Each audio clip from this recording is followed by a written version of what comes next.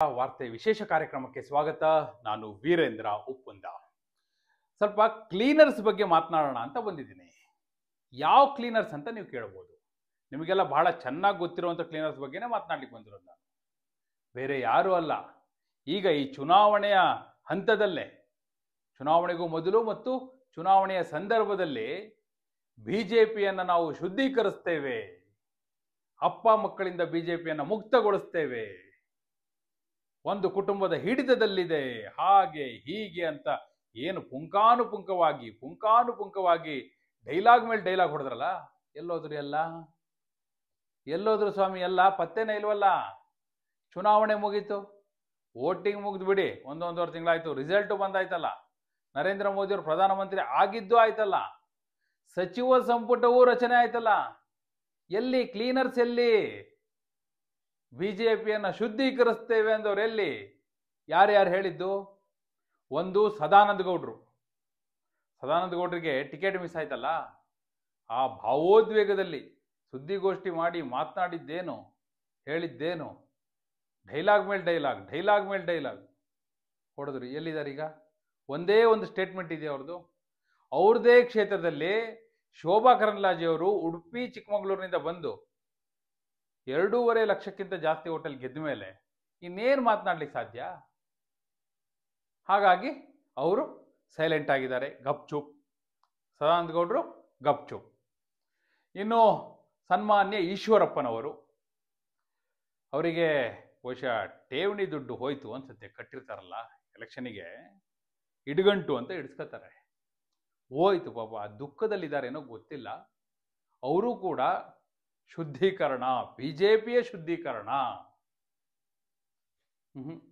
ಮಾತಿಲ್ಲ. ಅಪ್ಪ ಮಕ್ಕಳ ಹಿಡಿತ, ಒಂದು ಕುಟುಂಬದ ಹಿಡಿತ ಬಿಡಿಸ್ಬಿಡ್ತೇನೆ. ಬಿಡಿಸಿ, ಯಾರು ಬೇಡ ಅಂತಿದ್ದಾರೆ ನಿಮಗೆ? ಯಾಕೆ ಸುಮ್ಮನೆ ಇದ್ದೀರಿ? ಆಡಿದ ಮಾತಿನಂತೆ ನಡೆದುಕೊಳ್ಳಿ ಅಷ್ಟೇ, ಯಾಕೆ ಸುಮ್ಮನಿದ್ದೀರಿ ಅಂತ ಪ್ರಶ್ನೆ. ಅವರು ಗಪ್ಚುಪ್. ಅಷ್ಟೇ ಅಲ್ಲ, ಯತ್ನಾಳ್ ಅವರು, ನಂಗೆ ಇದು ಬಹಳ ಆಶ್ಚರ್ಯ, ಇವ್ರದಾದ್ರೂ ಬಿಡಿ. ಯತ್ನಾಳ್ ಭಾರಿ ಅಗ್ರೆಸಿವ್ ಆಗಿದ್ದಂಥವ್ರು, ಡೈರೆಕ್ಟ್ ಆಗಿ ಯಡಿಯೂರಪ್ಪನವ್ರಿಗೆ ಹೊಡಿತಾ ಇದ್ದಂಥವ್ರು, ಅವರು ಸೈಲೆಂಟ್ ಆಗಿಬಿಟ್ಟಿದಾರಲ್ಲ. ಅವ್ರ ಸಮಸ್ಯೆ ಏನಾಗಿದೆ ಅಂದ್ರೆ, ವಿಜಯಪುರದಲ್ಲಿ ಅವರದೇ ಕ್ಷೇತ್ರದಲ್ಲಿ ಬಿಜೆಪಿಗೆ ಮೈನಸ್ ಆಗ್ಬಿಟ್ಟಿದೆ. ಇಲ್ಲಾಂದ್ರೆ ಅವರು ಇಷ್ಟೊತ್ತಿಗೆ ರೋಷಾವೇಶದಿಂದ ಬಂದಿರೋರು. ಯಡಿಯೂರಪ್ಪನವ್ರು ಅಲ್ಲದೆ ಇದ್ರು ವಿಜೇಂದ್ರ ಒಂದು ಟಾಂಗ್ ಆದ್ರೂ ಕೊಟ್ಟಿರೋರು ವಿಜೇಂದ್ರಗೆ, ಅದೂ ಇಲ್ಲ.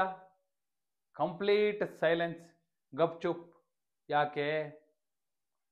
ಶುದ್ಧೀಕರಣ ಬೇಡವಾ? ಈಗ ಕ್ಲೀನ್ ಮಾಡಲ್ವಾ? ಸಹಜವಾಗಿ ಪ್ರಶ್ನೆ ಬರುತ್ತಲ್ಲ. ನಾ ಹೇಳ್ತಿರೋದೇನು ಮಾಡಿ ಅಂತಿರೋದು. ನಾ ಹೇಳ್ತಿರೋದು ಮತ್ತೆ ಯಾವುದು ನನ್ನ ವಾಕ್ಯಗಳಲ್ಲ, ನನ್ನ ಪದಗಳಲ್ಲ, ಯತ್ನಾಳವರೇ ಹೇಳಿದ ಪದಗಳು, ಯತ್ನಾಳವರೇ ಹೇಳಿದ ಮಾತುಗಳು. ಅವರ ಹೇಳಿದ ಮಾತನ್ನ ಅವರಿಗೇ ನೆನ್ಪು ಮಾಡ್ಕೊಡ್ತಾ ಇದ್ದೀನಿ ಅಷ್ಟೇ.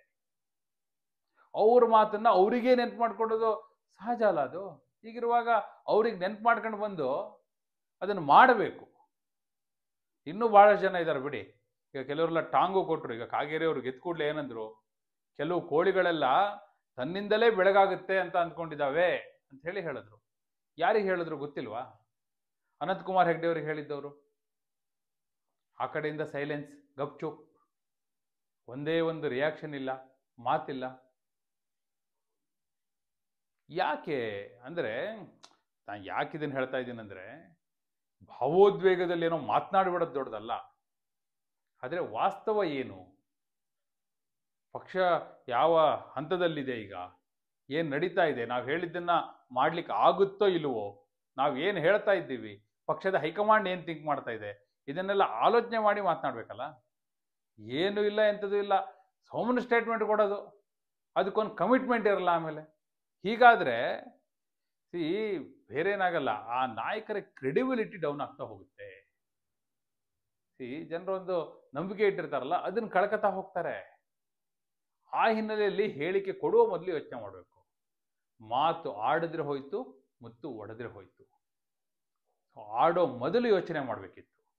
ಈಗ ಆಡ್ಬಿಟ್ಟಿದ್ದಾರೆ, ಸೈಲೆಂಟ್ ಆಗಿದ್ದಾರೆ, ಮಾತೇ ಆಡ್ತಿಲ್ಲ. ಯಾರು ಕೇಳೋದು ಇಲ್ಲ ನೋಡಿ ದುರಂತ ಅಂದ್ರೆ. ಅದೇ ಕಾರಣಕ್ಕಾಗಿ ಕೇಳಲಿಕ್ಕೆ ಬಂದೆ. ಎಲ್ಲಿ ಹೋಯ್ತು ಸ್ವಾಮಿ ನಿಮ್ಮ ಮಾತು? ಏನು ಮಾಡ್ತೀರಿ? ಯಾವಾಗ? BJPಯ ಶುದ್ಧೀಕರಣ ಯಾವಾಗ? ಕ್ಲೀನ್ ಮಾಡೋದು ಯಾವಾಗ? ಬಿಡಿಸ್ತೀವಿ ಅಂತಿದ್ರಲ್ಲ, ಅದು ಬಿಡಿಸೋದು ಯಾವಾಗ? ಅಟ್ಲೀಸ್ಟ್ ಉತ್ತರ ಆದರೂ ಕೊಡಿ. ಕನಿಷ್ಠ ಪಕ್ಷ ಯಾರು ನಿಮ್ಮನ್ನ ನಂಬಿರುವಂತಹ ಕೆಲವು ನಾಯಕರು, ಕೆಲವು ಕಾರ್ಯಕರ್ತರು, ಕೆಲವು ಹಿಂಬಾಲಕರು ಅವರಿದಾರಲ್ಲ, ಅವರಿಗಾದ್ರೂ ಉತ್ತರ ಕೊಡಿ. ಏನಪ್ಪ ನಮ್ಮ ಲೀಡ್ರ್ ಹಿಂಗೆ ಹೇಳಿದ್ರು, ಈಗ ಸೈಲೆಂಟ್ ಆಗಿಬಿಟ್ಟಿದ್ದಾರೆ, ಮಾತಾಡ್ತಿಲ್ಲ. ನಿಮ್ಮನ್ನು ನಂಬಿ ಅವ್ರು ಹೇಳ್ಕೊಂಡು ಓಡಾಡಿರ್ತಾರೆ. ಅಲ್ಲಿ ಒಂದೊಂದು ಹಳ್ಳಿಯಲ್ಲೂ ಅಲ್ಲೊಬ್ಬೊಬ್ಬ ಲೀಡರ್ ಇರ್ತಾನೆ, ನಿಮ್ಮನ್ನು ಪ್ರತಿನಿಧಿಸುವವನು, ನಿಮ್ಮ ಮೌತ್ ಪೀಸಾಗಿ ಅವನು ಮಾತಾಡ್ತಾ ಇರ್ತಾನೆ. ಅವರಿಗೊಂದು ಉತ್ತರ ಕೊಡೋಕ್ಕಾದ್ರೂ ನೀವು ಬಾಯಿ ಬಿಡಿ, ಇಲ್ಲಾಂದರೆ ನಂಬಿಕೆ ಕಳೆದುಕೊಳ್ಳೋದು ನೀವು. ಸೊ ಆ ದೃಷ್ಟಿಯಿಂದ ಒಂದಷ್ಟು ನೆನಪು ಮಾಡ್ಕೊಂಡು ತಾವು ಆಡಿದ ಮಾತುಗಳನ್ನ, ಅದಕ್ಕೆ ಕನಿಷ್ಠ ಉತ್ತರವನ್ನಾದರೂ ಕೊಟ್ಟರೆ ನಿಮ್ಮ ನಂಬಿಕೆಯನ್ನು ನೀವು ಉಳಿಸ್ಕೊಳ್ತೀರಿ. ಎಸ್, ಅದಾಗಲಿ ಅಂತ ನಿರೀಕ್ಷಿಸೋಣ. ಹಾಗೆ ನೀವಿನ್ನೂ ವಾರ್ತೆ ಚಾನಲ್ನ ಸಬ್ಸ್ಕ್ರೈಬ್ ಮಾಡಿಲ್ಲ ಅಂದರೆ ಈಗಲೇ ಸಬ್ಸ್ಕ್ರೈಬ್ ಮಾಡಿ. ಧನ್ಯವಾದ.